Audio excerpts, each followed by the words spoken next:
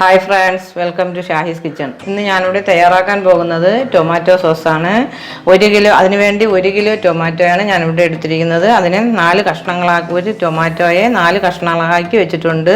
അതിന്റെ കൂടെ തന്നെ 1 ടേബിൾ സ്പൂൺ മുളക് പൊടി, 5 ടേബിൾ സ്പൂൺ പഞ്ചസാര, പിന്നെ വിനീഗർ, പിന്നെ ഒരു ചെറിയ ബീട്രൂട്ടിനെ കഷ്ണങ്ങളാക്കി വെച്ചിട്ടുണ്ട്.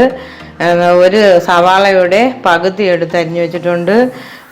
ചെറിയ കഷ്ണം ഒരു ഇഞ്ചി, 5 കഷ്ണം വെളുത്തുള്ളി, ഒരു പട്ട, 2 ഗ്രാമ്പു, 1 ടീസ്പൂൺ ഉപ്പ് എന്നിവയാണ് എടുത്തിരിക്കുന്നത്. തക്കാളിയെ ഞാൻ കുക്കറിലേക്കാണ് ഇട്ട് വേവിച്ചെടുക്കാൻ പോകുന്നത്.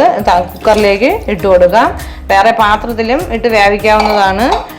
കുക്കറിൽ തക്കാളി ഇട്ടിട്ടുണ്ട്. ഇനി അതിൻ്റെ കൂട്ടത്തിൽ ബീട്രൂട്ട്, സവാള, പട്ട, ഗ്രാമ്പു, ഇഞ്ചി, വെളുത്തുള്ളി ഇതെല്ലാം കൂടെ ഇട്ട് വെള്ളവും അര ഗ്ലാസ് വെള്ളം ഒഴിച്ച് കൊടുക്കണേ. അര ഗ്ലാസ് വെള്ളം ഒഴിച്ച് ഇനി 3 ഫിസിൽ കേൾപ്പിച്ച് നമുക്ക് എടുക്കാം.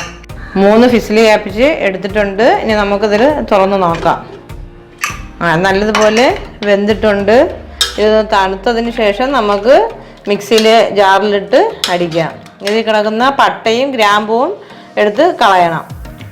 തക്കാളി വേവിച്ച് വെച്ചത് തണുത്തിട്ടുണ്ട്. ഇനി നമുക്ക് മിക്സിയിലെ ജാറിലേക്ക് ഒഴിച്ച് അടിച്ചെടുക്കാം. ടൊമാറ്റോ അടിച്ചെടുത്തിട്ടുണ്ട്. ഇനി അതിനെ നമുക്ക് അരിച്ചെടുക്കാം. ഞാൻ ഈ പാനിലാണ് കുക്ക് ചെയ്യാൻ പോകുന്നത്. അതുകൊണ്ട് ഈ പാനിൽ തന്നെയാണ് അരിച്ചെടുക്കുന്നത്.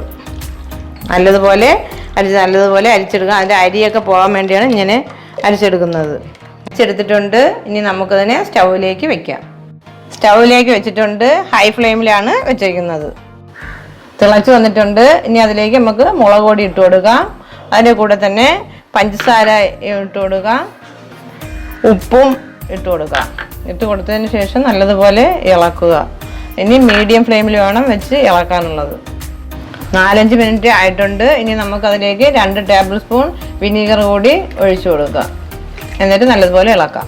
വിനഗിരി ഒഴിച്ച് 10 മിനിറ്റ് കഴിഞ്ഞിട്ടുണ്ട്. ഇനി നമുക്ക് സ്റ്റൗ ഓഫാക്കാം.